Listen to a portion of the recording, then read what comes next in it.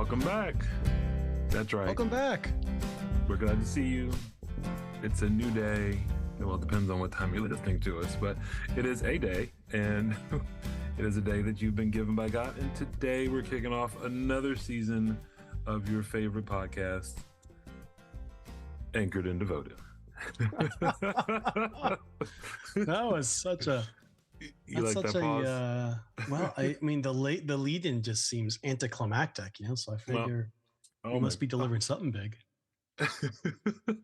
We're starting off with the first book of the Bible, doing something a little different. We are not doing something that different. We are gearing ourselves for the new believer, just like we've been, but we're looking at some scriptures that we think you should know. Or at least should wrestle with as a believer. So that's the different thing, but the not different thing is this is still for the new believer or the more seasoned believer. All are welcome. We are not judging, just loving. Just say the humble believer, because that's why we only have 3 people listening. Well, you know what? I don't want them to pat themselves in the back, so I'll pat them in the back. Well done. Well done.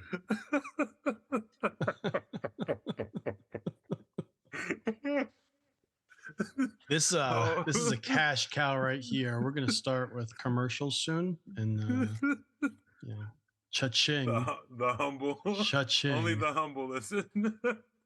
All right. So what I mean is, you pitch this to me as scriptures that everybody should know, and my thinking is, I know enough Christians. You and I are both seminary grads. There's plenty of people who get to a certain number of years in the Christian trenches, as it were, and they've read the Bible through enough times that it could begin to feel like there's not going to be anything new here.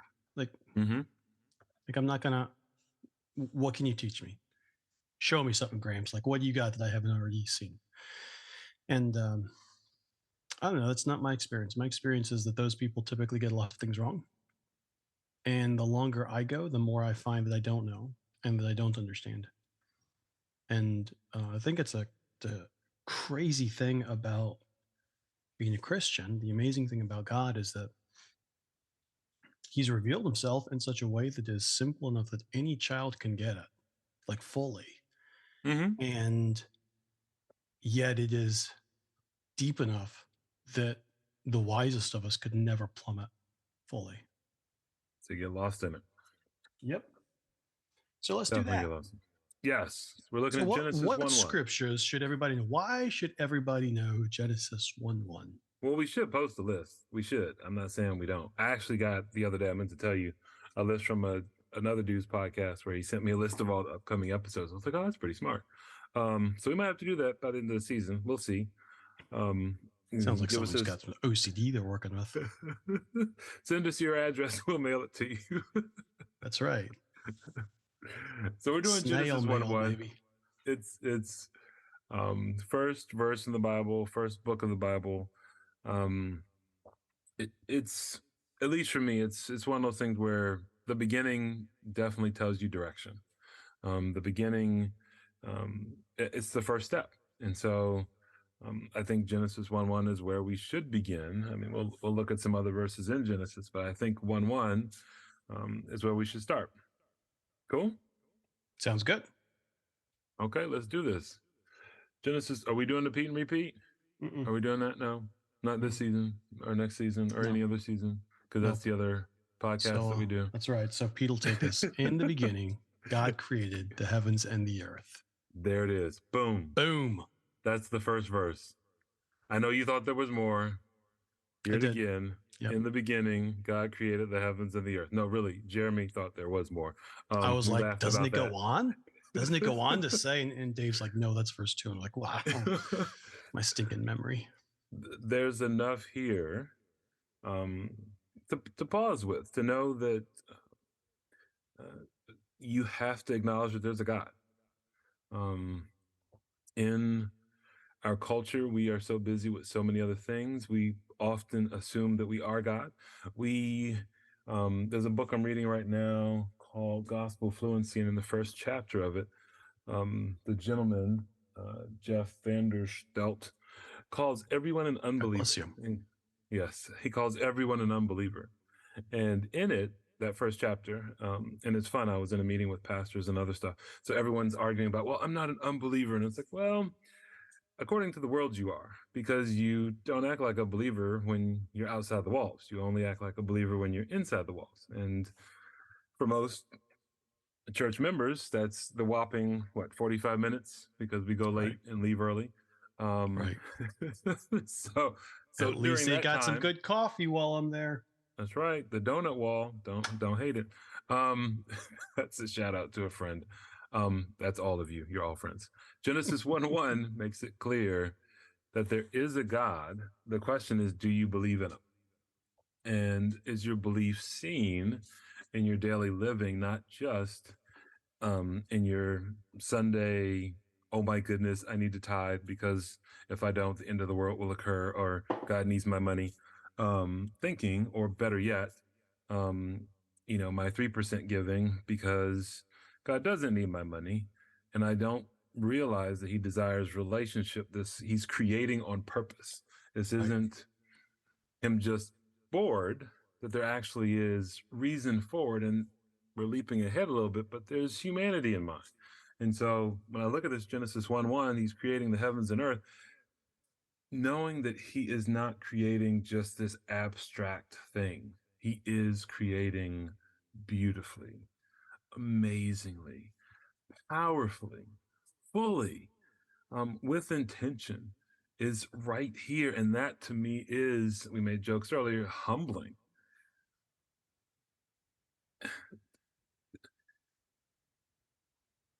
God created in the very beginning.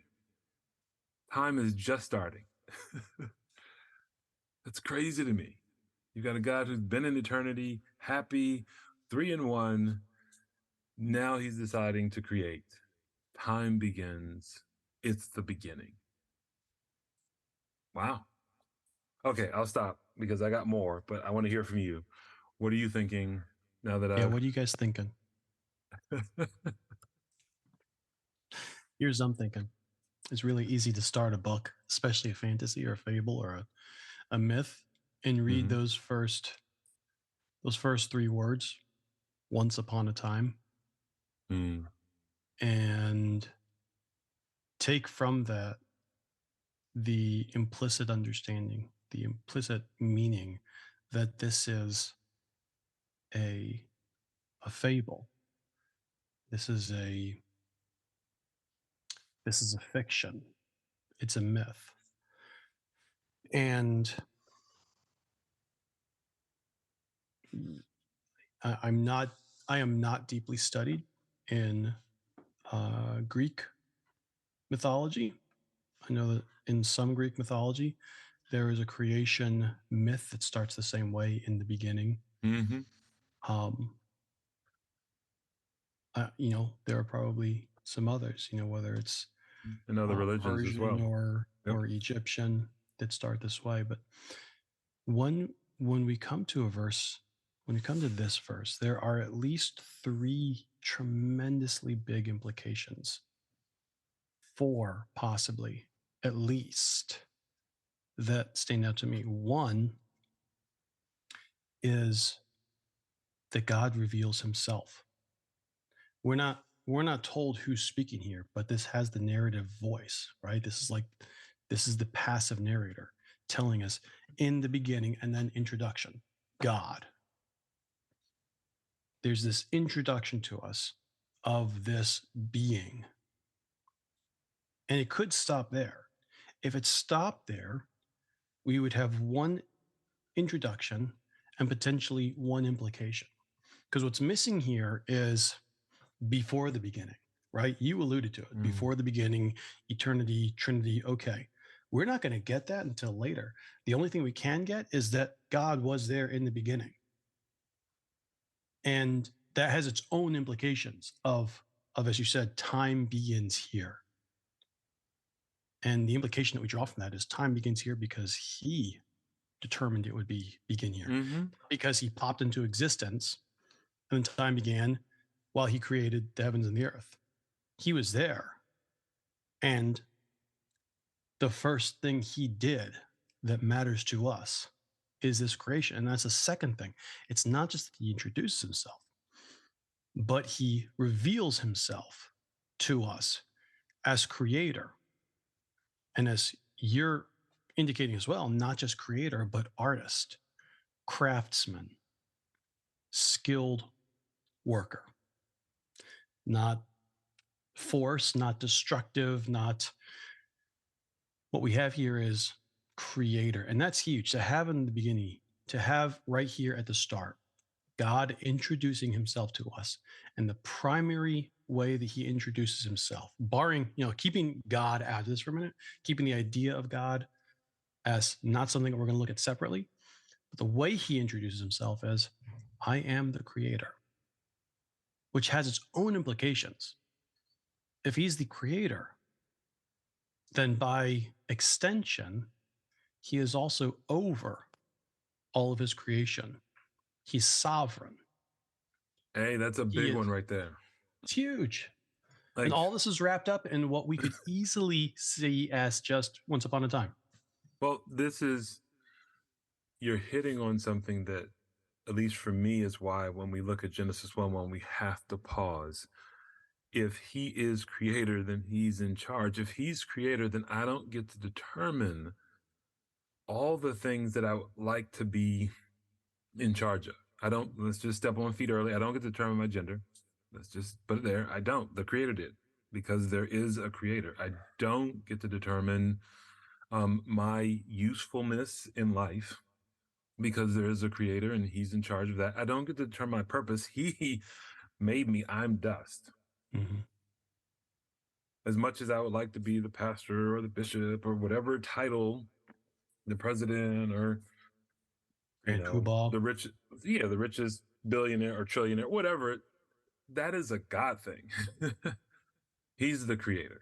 I can try and be someone else, but he's placed Right. me in a certain place and time to engage with his people in certain ways. Again, he's the creator. He's given me certain gifts and skills and skin tone and other things that make me unique, because he loves me and wants me to be in relationship with him. And when I hear he is the creator, it didn't start off with Lord. It didn't start off with Savior, Creator. And to know that this is the beginning of a love letter, to know that this is the beginning where wisdom lies and instruction, Yeah. it's huge. Like, this is, I think most people miss it, because we jump straight to the New Testament, or we jump straight to the garden. The kids in Sunday Mm-hmm. school get the 7 days of creation, all that kind of stuff. But even then, the first day is let's just keep it moving, because it's just the heavens and earth. It's just the beginning. And so it's, for me, one of those things that is of immense importance, especially, and I'm a cheat, as I think of the beginning of John 1 and 2, where it talks about how in the beginning was the Word, and the Word was with God, and the Word was God, and he was the beginning with God, the Word of God, the very agent God used to create all things, took on flesh and made his dwelling on earth in the person of Jesus Christ. I think that is huge as well, just to know, even though I'm cheating and looking into the New Testament, that Jesus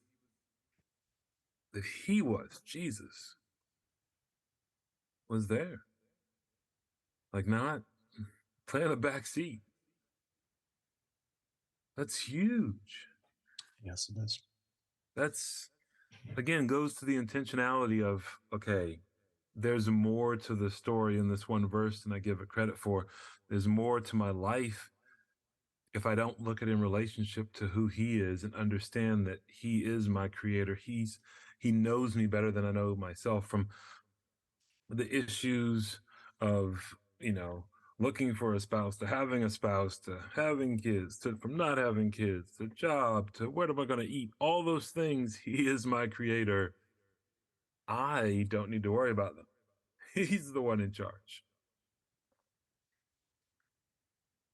I don't. The car doesn't worry about fuel. It doesn't. I've never seen as I much as the watched movies. Herbie. Not even in Yeah, Herbie was it like, oh no, not that one. I, and yet we spend so much time worrying about the things that are not meant for us. Why? Because we have a creator, and he wants relationship with us. So the four questions that that worldviews answer, broadly speaking, Mhm. are: who am I? Where did I come from? What's my purpose? And where am I going? This single verse answers the first one Mhm. Well, in the negative. mhm. It introduces us to God the Creator and not man, which means man is not the God Creator. Not the center of the universe. It starts to answer that question for us right out of the gate. And then it also, because it introduces us to God as the Creator, it starts to answer that second question for us. Where do they come from? Well, God the Creator. All right. My identity has just gotten a little bit clearer. I'm not God. I'm not the Creator. There is a God. He introduced himself. He revealed himself as the Creator to me, his creation. There's some kind of relationship here. And he made me. I can assume from that that he has a reason for that. So my third question, what's my purpose here? Well, I've got this question. Maybe I can go back and ask him, the one who made me, and say, hey, well, why did you do this? And maybe wait for him to give me some answers. Right from the beginning, all of these things wrapped up in, what we generally call worldview are being hit on in this one little verse. In the beginning, God created the heavens and the earth. 10 words in English. I don't know how many in Hebrew. 10 little words. And it starts right there. Here's who you are. Here's where you came from. Hmm. Yeah, it would be really easy to skip past this as if it were just the Dear Jeremy, or To Whom It May Concern, or Once Upon a Time. It'd be really easy to skip past that because of how familiar we are with introductions like this, or if we have been in the faith for more than a minute. Because, well, this is a creation, of course. It's Genesis 1:1. In the beginning, God created the heavens and the earth. And the earth was formless and void, and the Spirit of the Lord hovered over the waters of the deep. Blah, blah, blah, blah, blah, blah. Yeah, okay, but do you know what you just said there?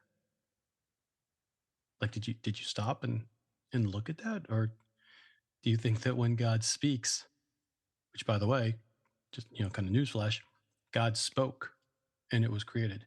Do you think that when God speaks, he's just throwing things away? Like, me, the when I speak, oftentimes most of what I say, you can just go ahead and trash. It's a waste of your time. It's a waste of my breath. Do you really think that's what God's doing? Because that's the only way that you could approach scripture and say, oh, I know this. That this is in the beginning, God created the heavens and the earth. I got that. Really? Maybe? Maybe just ask yourself that question. Maybe I'm talking to myself here.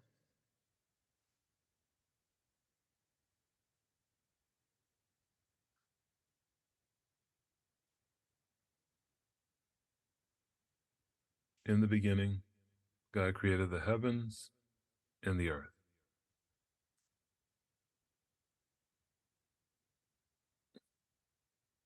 Do you genuinely believe? Enough so that your life is one where the creator is in the center, not the created.